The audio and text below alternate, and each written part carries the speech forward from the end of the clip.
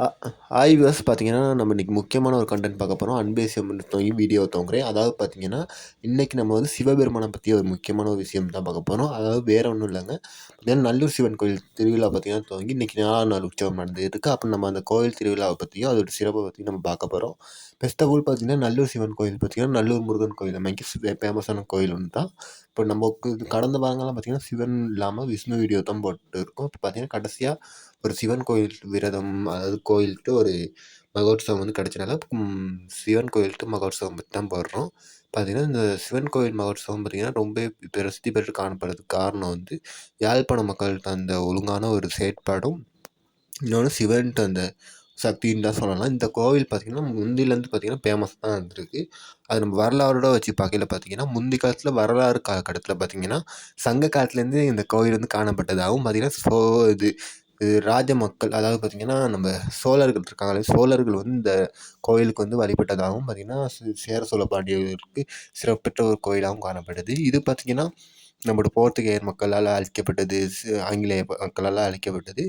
ஆனாலும் கூட அப்படி போர்த்துகேய மக்கள்லாம் அழிச்சாங்க தானே. ஆனாலும் பார்த்தீங்கன்னா, போர்த்துகேய மக்கள் அழிச்சாலும் பார்த்தீங்கன்னா, நம்ம இந்து சமயத்தில் உள்ளவங்க பார்த்தீங்கன்னா, அந்த கோயிலை ஒரு மாரி கட்டிக்கிட்டி பெருசாக கொண்டு வந்துட்டாங்க. அதுதான் ஆச்சரியப்படத்தக்க வீடியோன்னு சொல்லலாம்.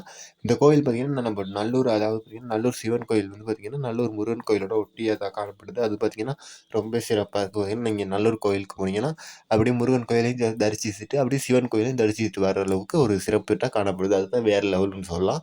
நீ எங்கேயும் அலைஞ்சு கிழஞ்சு போயிட்டு அப்படியெல்லாம் கஷ்டப்பட தேவையில்ல. ஒரு இதாக அமைஞ்சிருக்கனால சிவன் கோயில், முருகன் கோயில் அப்படின்னு சொல்லிட்டு ஒரு ட்ரிப்பாக கூட பிளான் பண்ணி ஒரு குடும்பத்தோடு போயிட்டு அதெல்லாம் என்ஜாய் பண்ணிட்டு ஒரு விடயம்னு சொல்லலாம்.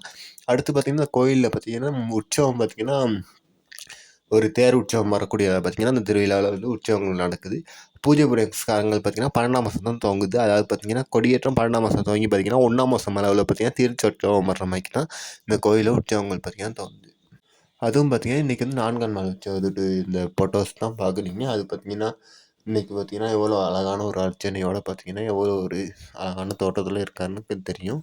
அதுவும் பார்த்தீங்கன்னா, இங்கே உள்ள சிவன் பெருமான் பார்த்தீங்கன்னா, லிங்க வடிவத்தில் காணப்படுறாரா என்னன்னு தான் தெரியல. நான் இது வர வீடியோக்கெல்லாம் அதை தெரிஞ்சு நான் வீடியோ கமெண்ட் பண்ணுறேன். ஆனால் லிங்க வடிவத்தில் வந்து சக்தி கூட. ஆனால் இந்த இங்கே உள்ள புராண கதைகள் படி பார்த்தீங்கன்னா, சிவபெருமான் இங்கே தோன்றியதாக சொல்லப்படுது.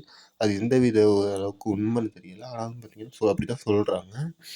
இன்னொன்னும் பார்த்தீங்கன்னா, நாங்கள் அப்படியே தொடர்ந்து 5ஆம் நாள் திருவிழா, 6ஆம் நாள் திருவிழாலாம் தெரியணும்னா என்னோட சேனலை சப்ஸ்கிரைப் பண்ணுங்கள். அப்போ நான் அந்த நோட்டிஃபிகேஷன் வரும். அதில் நீங்கள் பார்த்துக்கலாம். அதனால் தொடர்ந்து எனக்கு சப்ஸ்கிரைப் பண்ணி வச்சிங்கன்னா நல்லாயிருக்கும்.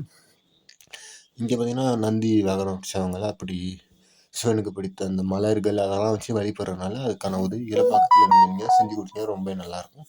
அது மிக்க அப்படியே பார்த்தீங்கன்னா, பால், தயிர், தேன்லாம் இருந்துச்சுன்னா யாழ்ப்பாண மக்கள் கொடுத்து உதவினா ரொம்பவே புண்ணியமாக இருக்கும். நிறைய பேர் போக முடியாதவங்க இருப்பீங்க. அதனால என்னோட சேனலை சப்ஸ்கிரைப் பண்ணி வச்சுக்கோங்க. நான் அந்த கோவிலை பற்றிய அப்டேட்ஸ் நான் போட்டுகிட்டே இருப்பேன். என்னென்ன நடக்குது, இந்த கோவிலில் எப்போ உற்சவங்கள் இருக்குது, எத்தனை மணிக்கு துவங்குது, எத்தனை மணிக்கு முடியுது, என்னென்ன வசதிகள் இருக்குது அப்படிலாம் நான் போடுவேன். அதனால் சப்ஸ்கிரைப் பண்ணி வச்சுக்கோங்க. ரொம்பவே புண்ணியமாக இருக்கும்.